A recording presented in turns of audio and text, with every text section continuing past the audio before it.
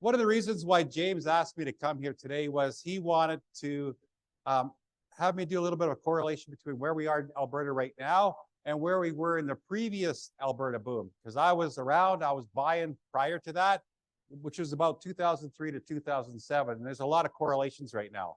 So for those of you that don't know me, because I don't do speaking things very often, because I'm a real estate investor, not a speaker. Dry off my hands, get a little sweaty here. So I started investing in 1995, kind of by accident. What happened, I was pretty fresh out of college.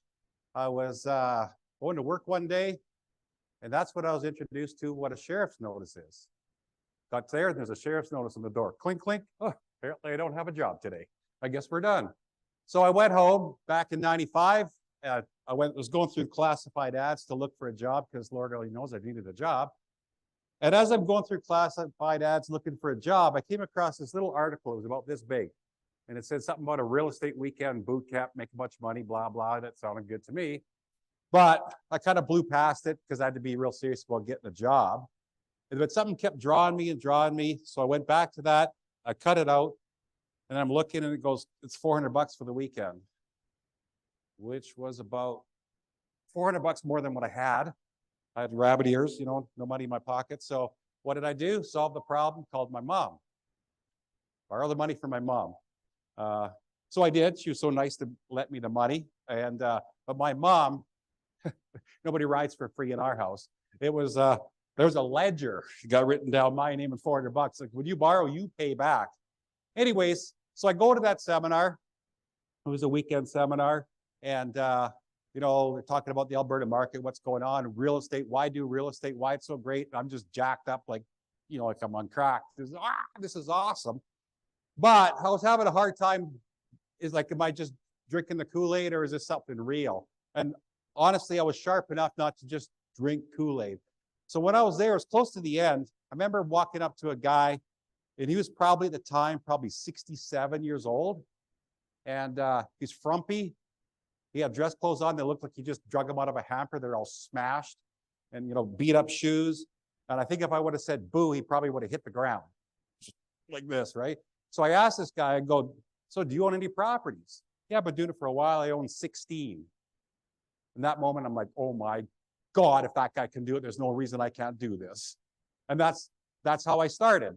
So it's 95. I go to this, I start doing the real estate thing. I think I bought, I can't remember, it was 1 or 3 in the first year. Started off by joint venturing because I had no money. In fact, I was renting. So I raised money. So where did I go first to raise the money? Mom and Dad. Path of least resistance. Only makes sense. Except there wasn't no resistance. Believe me, it was a lot of resistance. But somehow I got them to do it. And so I joint ventured with them, bought my first couple of properties. And then from there, I just kept going and going over the years, from about 95 to say 2002, something like that. I bought over 100 properties with a full-time job. So if you go to the real estate seminars that tell you to quit your job to do real estate, that's bullshit. There's no need to do that. In fact, it's stupid. Keep your job, for crying out loud. You can do both as long as you do it right. So again, that's how I started. Then from 2002 on, then I went full-time. So it's 7 years later, I went full-time and bought multifamily, did about a dozen multifamily buildings, and kind of brings me to today. So I remember when I started, from about 95 to 2003, again, I bought over 100 properties. So did I feel wealthy? No. Not like I'm telling you the truth, not at all. I didn't feel any different than when I started, except I got to, if I chose to, brag that I have 100 properties. But from 2003 to 2007, I was like the smartest guy around, because that's when the boom hit. And I'd literally be doing comparable sales of my properties. I think my net worth was going up by about $250,000 every 30 days, just about. So all of a sudden, all my hard work paid off. But I tell you, there were 7 years where it was questioning what I was doing, if I was doing the right thing. So again, that brings me to today. So I'm looking back at what was it like from 2003 to 2007, and how does that compare to where we are right now? I think I can handle this technology. It's up and down. Let's give it a whirl. Whoops. See, I can't even do that. So I'm going to blow through some of this fairly fast because they already showed you some market stuff. But basically right now, Alberta is experiencing record net migration. Now here's something to really pay attention to. Look at that. 2007 was the last boom. Look at the migration, the peak migration there. Look at it today. Let that sink in. Now, at the same time, you can look and see, of all major cities, Edmonton's average selling price is lower than pretty much just about every major city in Canada. Yet, our average income is the highest of any province in Canada.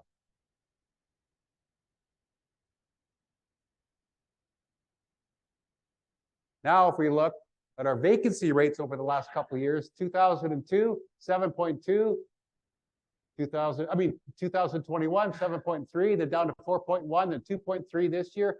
Then they're expecting the next 2 years to be at 1.4 and 1.3.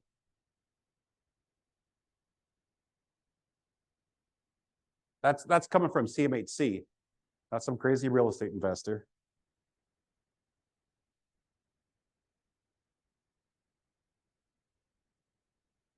As of this year, Alberta rents are spiking more than any other province. In fact, I just got some data today. I don't even have it on the slide. I feel like I can't even put together a slide. These guys asked for a slide deck. And the last time I looked at PowerPoint was probably 15 years ago. Relearning at 3 in the morning last night. Anyways, data I just got literally today, sent to me from another investor, is 3 bedrooms in Edmonton in 2023, rent jumped 21.8%. There's no other city, which including Calgary, that comes even close to that for the 3 bedroom. That's one of the reasons why I love townhouses. People that know me, I own a lot of townhouses. So, based on what I showed you so far, you can see where we are on the growth and appreciation curve. We're right now, we're at that spot where it's increased rents. I remember seeing this graph back when I started investing in real estate. And I remember looking at going, oh, that's nice, whatever, that's nice. Once I went through the boom, now it resonated. So right now, we are about right there with rents significantly going up. Next step, property purchase demand. That's what you'll hear in the market. Like, you know, there's some multiple offers coming in. There's more, like houses are getting sold really quickly. And then price appreciation.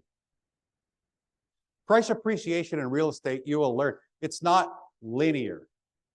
Just like the previous boom that I went through.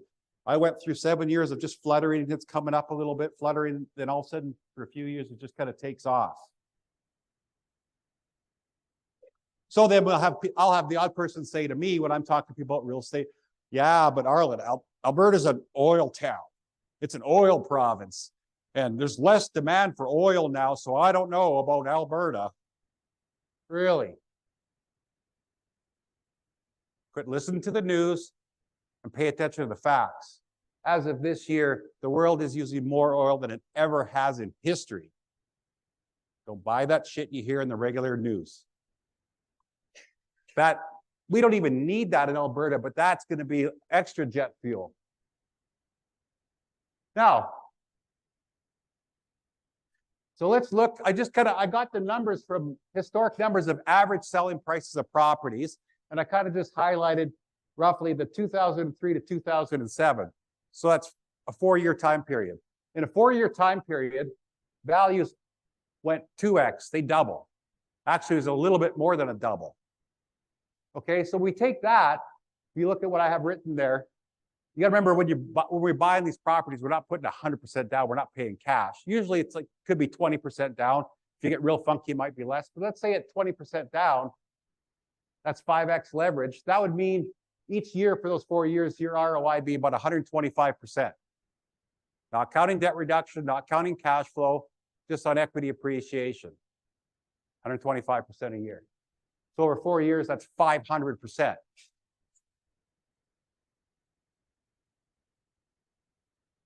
So if you knew you're coming into a boom, you think there'd be a little urgency to your investing. And maybe how you invest. So I guess I'm asking you guys, what do you think Alberta real estate will be in 24, 25, 26, 27?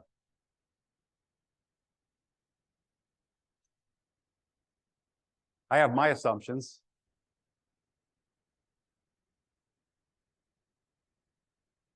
I'm not perfect. I don't own a crystal ball. I don't know exactly what the numbers are going to be, but one thing I am saying, I don't think I'm Jim Cramer level of wrong when I say I think there's a boom coming. So with that being said, what type of investing strategies do you think would be most profitable knowing we're coming into a boom? I'm going to tell you my opinion. I might piss a few people off. I don't care because I just say it like it is. Running around, trying to find AFSs and all that kind of stuff is a complete waste of time. Running around searching for needles in haystacks is absolutely batshit crazy. What I did, well, let me show you what I did. Basically, it summarized my investing strategy. So my investing strategy at the time, I don't know if it was because I was smart at the time, to be honest. I think a lot of it might have had to do with the fact that I had a job. No, it's because I was smart. I don't know, actually. Here's my investment strategy. My highest and best use of my time was raising money to get joint venture partners. Not searching for unique deals, not looking for rent to own, AFS, this, that, flippers, and all that kind of stuff. My best use of my time was raising money. That took some time because one thing that I was good at was I was very particular about people I wanted to work with. That's not because I had so much demand. People didn't know me. It's just that I knew when you're joint venturing, that's like a marriage. It's either going to get better with time or going to get worse with time. So I spent most of my time on that.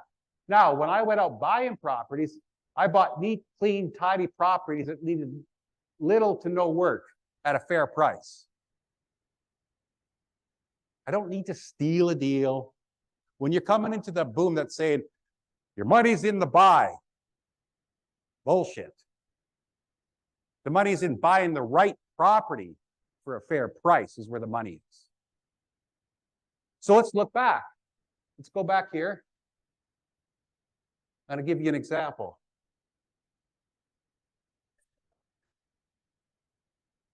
I'll try to give, okay, we're not going to give you an example. It's frozen. Okay, I'll spit the numbers. Good thing I have it here. Ooh, this is small numbers. Okay, let's see if we can go back.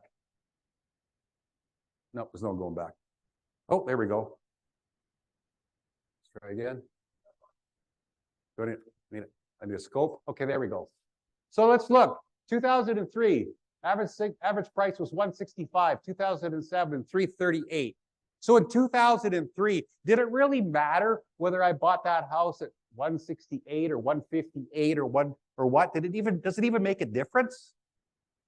It doesn't. It went all the way to 338. Does that mean when I bought properties I didn't care? No. Does it mean I didn't negotiate the best I could? Of course I did. But don't die on the hill of having to get a steal.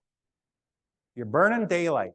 And plus your focus should be the right property in the right area at the right time.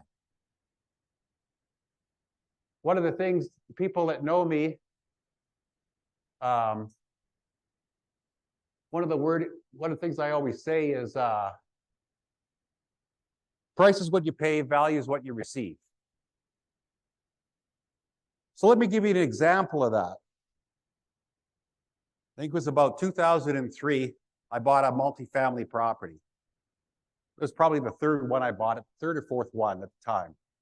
So I buy this property. Of all the apartments I had bought so far, I was the one I bought farthest below appraised value. And if you looked at a pro forma on a percentage basis, had the best cash flow, the best NOI and everything. So we closed on it, all pumped, excited. Oh, I stole this one. This is an awesome deal. We knew we had to turn around the tenant profile. The tenant profile was questionable. We're doing some upgrades too, at the time doing some siding. And then with time, we're getting rid of the riffraff, putting in some really good tenants. But we also found we kept bleeding some of these good tenants because it wasn't an ideal area. We'd have like a mother come in and saying, listen, you know, I know we signed a lease, but we kind of really got to go because I'm just finding it not the best area for my young daughter to be walking around playing in. And I've always been kind of a family guy. So when tenants would ask that through the property management, I would usually grant that. So I get a little frustrated, but we still kept working on it. But I always remember the one day, this one special day. I'm on the phone with my partner. He had pulled up to the building just to inspect all the new siding that was done. Now, my partner was a big guy. He was like 6'3", 6'4", 240 pounds, strapping, and kind of a muscular guy. And a man's man. Anyways, as I'm talking to him, all of a sudden I hear him scream like a girl. And you just hear this, like this. I'm like, what the hell? I had to put the phone, I'm laughing. I'm like, dude, what happened? He's like, oh my God.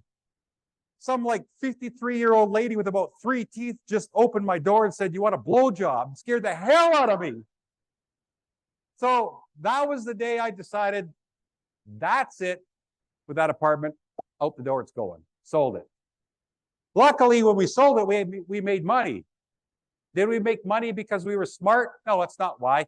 It's because it was just at the beginning of that boom and the market took care of us. But it also taught me price is what you pay, value is what you receive.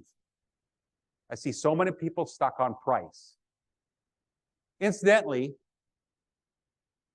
there's one other building that I bought. There's a 74-unit building that I knowingly paid over market value. Not because I wanted to. I negotiated as hard as I could, but the owner was a real seasoned investor, and he just really stuck to his guns and the numbers, but I bought it anyways. I paid over market value, knowingly. Not happy about it, but did it anyways. That and my performer was probably the weakest performer of all 12 multis I had bought to date. That one ended up being the #1 multifamily I ever bought.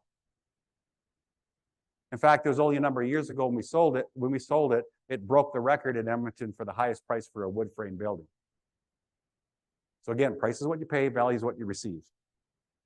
So again, I would go buy neat, clean, tidy properties with little to no work for a fair price.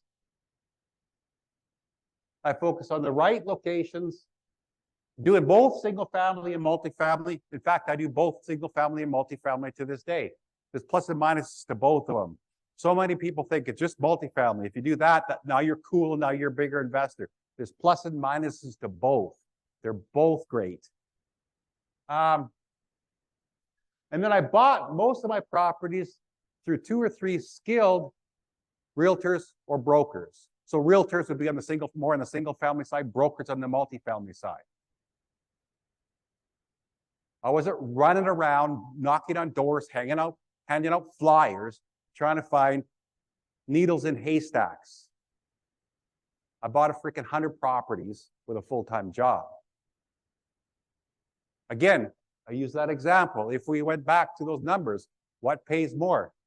When they were selling at 165, to go around trying to steal a deal at 155, or buy 3 properties at 165? Where's the better math? Next, I hired great property management and turned the properties over to them. I managed for a little bit when I started.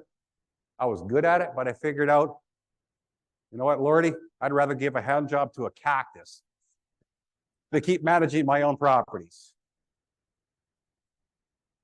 So here's the thing. People, again, don't value their time. Your time should be spent raising money from the right people that you can help and finding the next right property in the right area. That's your highest and best use. Do not step over dollars to get the dimes. Oh, I'm going to save 10% of the rent by managing it myself. Dumb.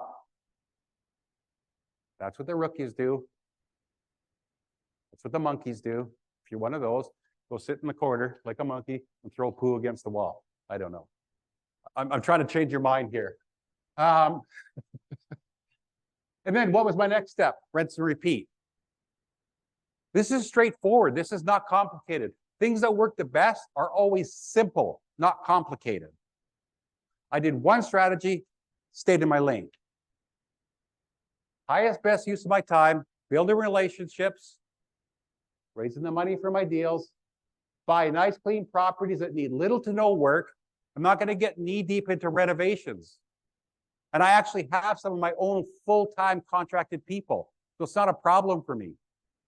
But I want to buy nice and clean so I keep my leverage higher. Not spending a bunch of money when I first go in, not doing burrs. Imagine if I was doing burrs with a full-time job, even without a full-time job. Most people that I know that do burrs, they're doing a couple, 2, 3 in a year. All right, well, I'm buying like 15, 20 in a year. Take your calculator out, do the math. Which one gives you a better ROI? And you know what? Going for coffee, going for drinks with potential partners is way more fun than showing up at houses endlessly, freaking corralling contractors like herding cats. It's more fun too. So again, 4 easy steps. Spend your time with the highest and best use. You can do this with a full-time job. Buy neat, clean and tidy properties that need next to no work at a fair price. And if you can get a great price, that's bonus, right? It's like if you're going to go shopping for a Lamborghini, you just want a damn Lamborghini. Whether it has the top of the line stereo with it or not, doesn't really matter. You like it, but it doesn't matter. You just buy the car. So again, nice clean title properties, higher property management. Here's the thing. I see all the people online, they all bitch about property management. I understand that. So you go around, network, talk to people, and your goal is to find who sucks the least. Like, that's just really what it is. There's no one that's super and great. Pick who sucks the least. Delegate it, you'll be happier. I remember when I delegated, I was buying a number of properties, and then I can't remember which number it was. It could have been 6 or 7. As I finished signing up, I was like not excited, which was, it's like a salesman not excited for a sale. That's a problem. And I knew what it was because I was excited to do the deal, but I was not excited thinking I'm going to take care of this thing by myself for the next 10 years. I go, I need to get my motivation up, delegate. So that's simple. That's easy. And it's more fun than almost any other strategies. You guys don't need to go to seminars and learn 52 strategies. Simple stuff for simple people like me. Repeat. I feel that's the best way to go. Oops. We'll go back. We won't go back. There we go. I always joke around and say, like, you know, at the end of the day, I'm just an Alberta redneck, woke, beef-eating champion, kid that went to school in the short bus. So at the end of the day, if I can do this, who out here thinks that they can't? I'm just a normal guy, man. I'm just a normal person. One thing that I did do is I worked hard. Anyone that tells you if you want to get wealthy doing real estate, that you can just have a perfect balanced lifestyle and all that stuff, that's seminar talk. Because that's what makes people feel happy and write checks. That's bullshit. If at a time like this, when it's boom time, you need to work hard, you need to work long. And you just pick a strategy and just go with it. You don't need to learn 10 different strategies. I was blessed that I was married to a wife. I always tell people she didn't kink the hose while I was watering the garden. You know, I stayed up late, I worked late. She was fully supportive, made all the difference in the world. She could care less whether I bought a house or bought an apartment. She don't care. That's nice. But she let me do what it took to get what we got. So I'm sure some of the stuff I've said might bring up a few questions. So here's your chance. Online, I'm going to jump in and moderate. And we have a couple questions up front. So we'll start with you and we'll go here next.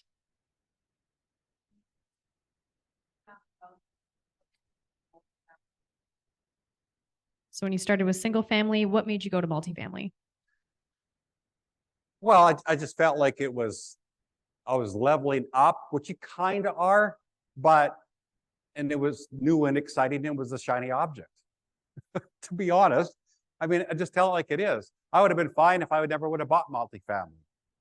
But I also knew the timing was right. And I knew that I was in a rising market. And if I made some mistakes, that they probably won't be catastrophic. And I did make the mistakes. Like I told you, I did make the mistakes and they weren't catastrophic. In fact, I still made money, even though I screwed up deals. So that's what got me going. Then I built the experience, so on and so forth. Like I don't advise people for the most part as a first deal to do a multi. You just take as an example, if it's 24 doors, if you're newer and you're greener, you make a mistake, it's times 24. You should really start off with singles. Great, thank you.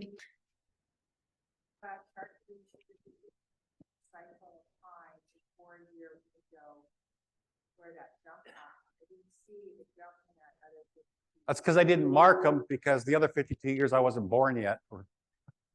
I just marked the boom that I was part of. Yeah, there is. Yeah. So the question was, there seems to be a cycle that we're talking about within the 52 years. And you mentioned you saw one cycle. So you were wondering about one thing you'll actually notice a lot of times, this is a generality, is Toronto to Alberta is usually almost like a seesaw. When we're rocking it, they're typically going slightly the other direction. In fact, I know, I won't use the names because they're higher profile name investors in Ontario that I know some of them, because after meeting with me, they actually sell in their buildings in Ontario and buy in here instead. They've been doing it for a couple of years now. It's just math. Gentleman in the blue shirt. Sure. My name is Chris. My question was, you mentioned that you overpaid for that one building, and it ended up being a record-setting building. Yeah. You didn't really explain why you overpaid and what was so special about that building. So if you could elaborate on that building that you overpaid for, that was super successful. Sure. Thank you. So not going into too much detail, but basically at the end of the day, it was a strong building in good shape in a really strong area. One of the things I liked about it was its size, economies of scale. One of the other things I liked about it was an elevated building. So I ended up with a lot of actual senior long-term renters. There was just a number of things. And honestly, this is going to sound goofy because by that time, I had already been doing real estate for 8-9 years. I had a gut feel screaming to buy it. The funny thing is, the one that I bought, the shitty one, with the best numbers and below appraised value, I had a bad gut feeling on that one. I thought my bad gut feeling was fear, so I went forward. No, my gut was right. Now I listen to it a lot better than I used to. That's actually, can we elaborate? How did you, looking back on that now, the gut feeling versus the fear, how do you differentiate that for yourself now? It's actually, it is hard. It is hard. A lot of times for me, what I do, if I'm indecisive, or it could be fear or gut feeling, what I'll do is I let something sit for a day or two, and then something either is pushing you towards it or pushing you away, and you can't even verbalize or understand what it is. You just get more attracted or less attracted, and then for me, it's just follow that. Thank you very much. That makes sense. That does. We've been focusing on this side of the room. We're gonna go to this side now. Gentleman here. We're going to get you a mic actually, so for the folks online. Thank you for the great presentation. My question is, did you exit out of the market in 2007 at the peak? No, because I wasn't smart enough to do that at the time. He asked me if I exit the market in 2007. Right. I'd like to say I did. I didn't. Why? Because I trusted other organizations' information on macroeconomics and on real estate markets and everything else. So when I say that, am I blaming them? No, I'm not. I'm accountable for everything that I do. But I took that ride down from 07, like probably 08, 9, 10. I know many other investors that did also. In fact, I know most investors at that time got wiped out. How would you not repeat that mistake? I would have not, believe me, right away after that, because that was painful. That was painful. All I just did was reverse engineer. There's a lot of things I do different now. First of all, I do all my own studying. I do all my own macroeconomics and all that. I do all of that myself, which none of it is from Main Street media. I don't listen to economists. So those are the guys that went to university and then started spewing about economics. They don't know shit. If they haven't run a business, they don't know jack. So don't listen to them neither. I listen to the smart people. I listen to the big money people. I listen to the people that have either run hedge funds and that kind of stuff. I follow them. The other thing I do is I track active listings. The best, if you track active listings, that can give you about a 6-month notice on a downturn, which is not a very long time. You better to study the macroeconomics, but that is I've tracked active listings now since 2008 on a spreadsheet. We're going to go to this side and then I'll come over to you afterwards. Thank you for the presentation.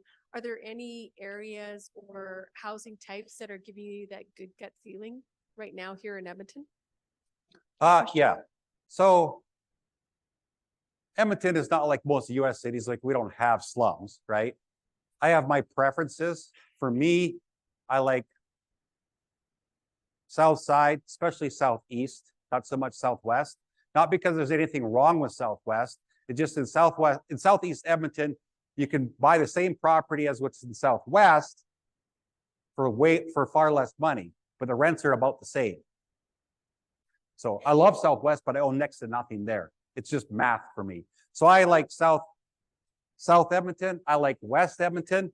I tend to be more South Edmonton and Sherwood Park because it's closer to me. I live on an acres just outside of Sherwood Park. So my personal two favorites is South Edmonton and Sherwood Park. But literally anywhere in the city, I don't like the central. I don't like the rougher areas like Central McDougall, Alberta Ave. I know they can turn. I'd rather not be in the middle of when they're turning. Been there, done that, got the t-shirt with that apartment building. Not doing it. So South Side, Southwest, West, Northwest is awesome. Castle Downs, all that area, that's great. Northeast, I'm kind of so-so, but there's some pockets in the Northeast that are gems though. And I do own there, and I would still buy there. My personal preference. All right. We had a question while I was sitting in the back over there. What do you vet when you vet a property manager past the pitch? What does a good gut feeling feel like? Okay, so property management, here's the thing with property management. What you're vetting them on is not their level of real estate knowledge. Who cares? That can be so easily trained and they can learn that in no time. I'm concerned about their sales, influence, and interpersonal skills. That's what makes a good property manager. They can deal with tenants that are straight off the rigs. They can deal with grandma, and they're talking two completely different ways. They can take a guy that's freaking out, so mad, have him calm down and smiling and laughing. That's the #1 skill for a property manager, interpersonal skills. Second, when you're looking at a property management company, it doesn't matter for the most part what company it is. It matters which person is managing your property. Who cares what the business card says? You want to be talking to the person that is going to manage your property. I'll use an example. So I got one management company for multifamily and I got a different one for single family. In fact, the one for my single family, the guy takes care of it. I got him hired. And he had no property management experience. He had sales experience. The owner didn't want to hire him. And I told the owner, it's like, well, we're in a conundrum here. You hire him or I fire you. What would you rather do? And he hired him. Yay. So it's the person. So the company, the single family management company that takes care of mine, I already know who's there. One is awesome, one is okay, and two suck. They're really bad, like really bad. All same company. So what matters is the person managing your property. That's good advice, but how do you test it? Meet them, spend some time, go out for lunch, go out for coffee. Not just a 10-minute interview in somebody's office. Ask a lot of questions. And you're probably going to kiss some frogs before you find a prince. You're going to probably hire a couple that really suck. There's only one way to start. Awesome. Gentleman in the back with the scarf here. Okay, so great presentation. I might have missed the beginning part. Can you go over your current portfolio size? And also you talked about riding the boom up. What is your strategy for a recession? Well, first of all, I don't disclose my portfolio, so that's off right now. Second of all, I'm not worried, right? I'm not talking about recession. We're not even hit into the boom yet. So that's some years away. So I'm not going to worry about that right now. But if you got any other questions for me after, by all means, ask me. Awesome. On this side, there was somebody over here. Yes, in the red.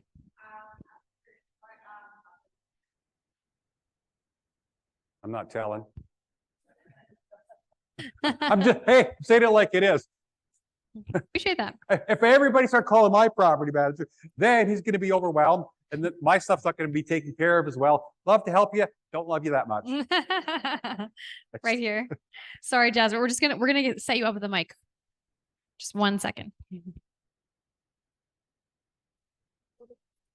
Quick round of applause for Jasmine, who is hustling tonight, guys. Thank you. What's your opinion on condos as an investment? Me? Yeah. I don't like them. I don't like them. Well, when a place gets overbuilt, the first thing that gets overbuilt are the condos. And I find you have a more transient tenant. Plus, when you own a condo in a big building, if there's any other rentals, what those landlords do directly affects you because you're in a building where everybody has common hallways. So if he drops his rent, it's coming your way. I used to own some, sold them all. I made good money on them, so they're not bad. My favorite is townhouses, 3-bedroom townhouses. Second is single family homes, smaller size with double garages. If they don't have a garage, I don't buy it, period. Why do I like these two? It's a price point.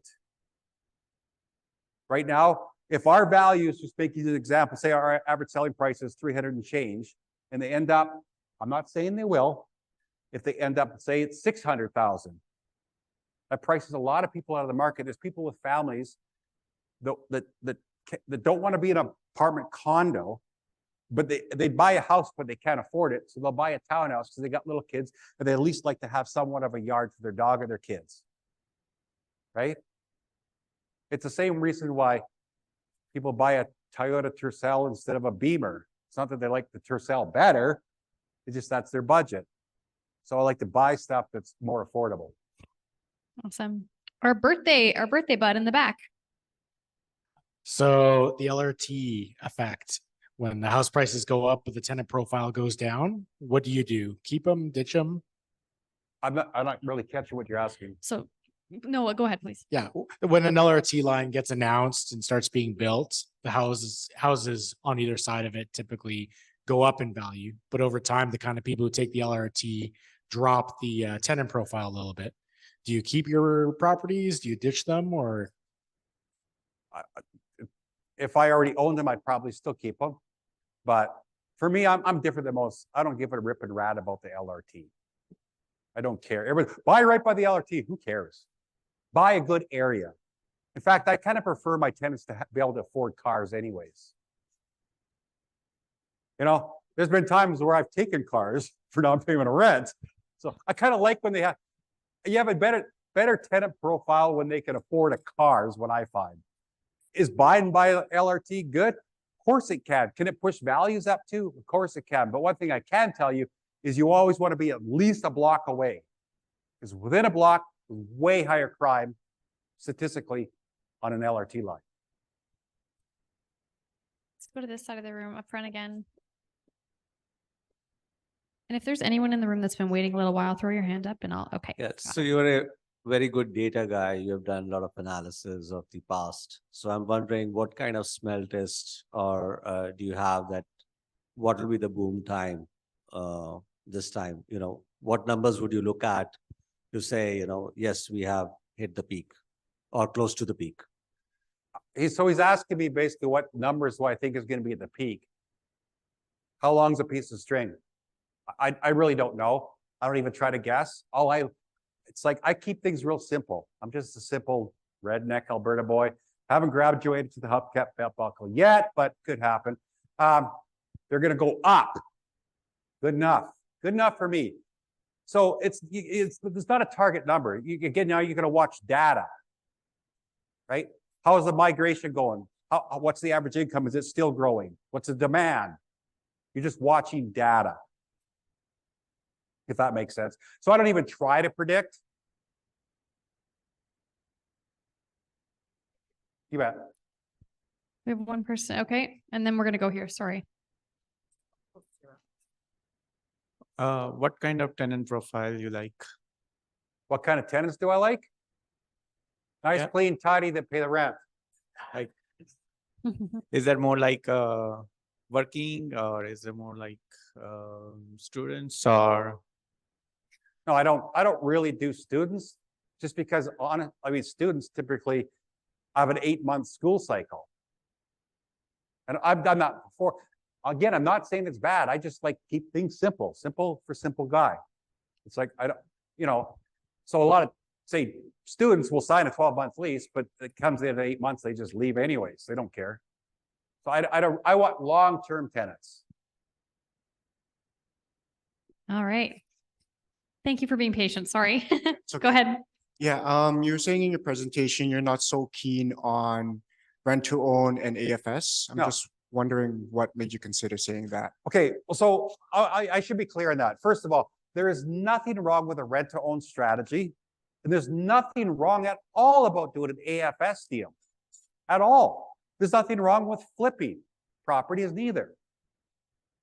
Nothing. Those all can be awesome. But what I'm saying is spend your time in the right areas. Like my example was, I didn't spend my time door knocking, advertising, marketing to try to find needles in haystacks. That's not the best use of my time. The best use of my time is to build relationships and find who are the best realtors in the area to find me my deals and to raise the money to do the deals. Most of my stuff was all bought off MLS. Not all, but most. It's highest and best use. If you're door knocking or looking for AFSs, can you get technically a better deal and technically lower down? Absolutely. But to exaggerate, I'd rather buy 20 properties like what I do than one property by way of AFS or buying below market or whatever you may be.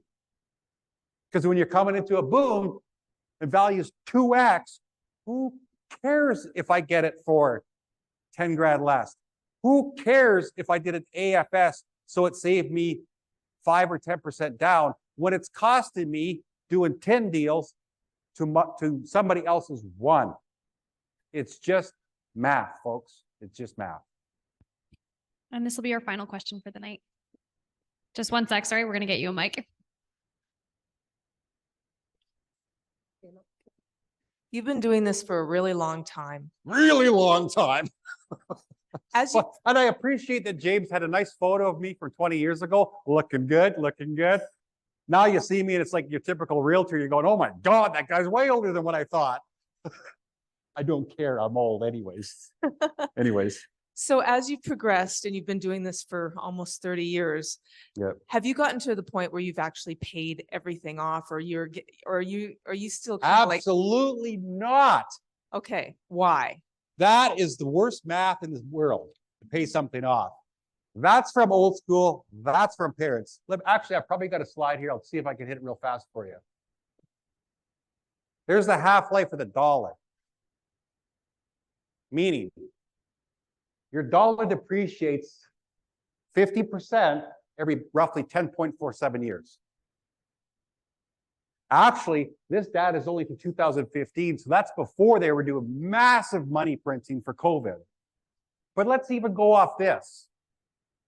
So you got debt paid off. That's like, depending on interest rates, between 3 and 7% money. Can you not do better with your money than 3 or 7%? Actually, in today's day and age, it's not your house that's the asset. It's the debt that's your asset. Let me say that again. It's not your house that's the asset. It's debt that's your asset. Let me use an example. So you have a $400,000 mortgage. Half-life of the dollar, 10 years. 10 years later, let's pretend you're doing interest only. It's still a $400,000 mortgage. But actually, the buying power of that 400,000 is now 200,000. So you're paying it back in 50% cheaper dollars. Get that? Your debt is a reduction without even paying it down. 10 years later, that 400 goes to 200, then it goes to 100. What you have to look at, I'll try to make this simple, is your money. Say $100,000 mortgage. How many loaves of bread could that buy? Then 10 years later, how many loaves of bread could that buy? A lot of times in real estate, people think their real estate went up. Really, your real estate didn't go up in value. What happened is the dollar purchasing power went down. That's why a company like Apple, when they acquire a company, say for $1 billion, they got that kind of money. That's why they finance it and don't pay cash. That's what the wealthy do. The wealthy make money using debt. Debt is not taxed. You want to be responsible. You don't want to go way over leverage and blow yourself up. But debt is your friend.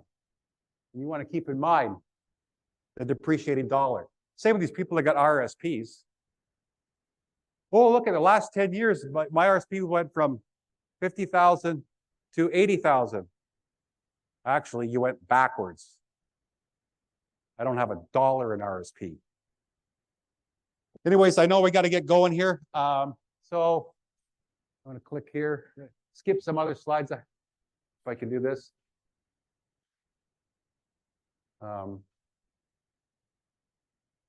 Oh, stop there. So anyways, you guys, if you want, you can follow me on Facebook. I write a lot of stuff there. So if you follow me on Facebook, you'll see lots of pictures, selfies of me, what I eat, and my dog. Kidding. Those are my pet peeves. I don't do any of that shit. I actually write stuff and try to help people. So it actually is a good thing to follow, and you actually should find it and then start reading back stuff. So to close out for myself, fancy clothing, you deserve a nice company car. I'd be clicking through these faster if this thing worked. I gotta get a We can help you out with I that. gotta get a actually. scope on this.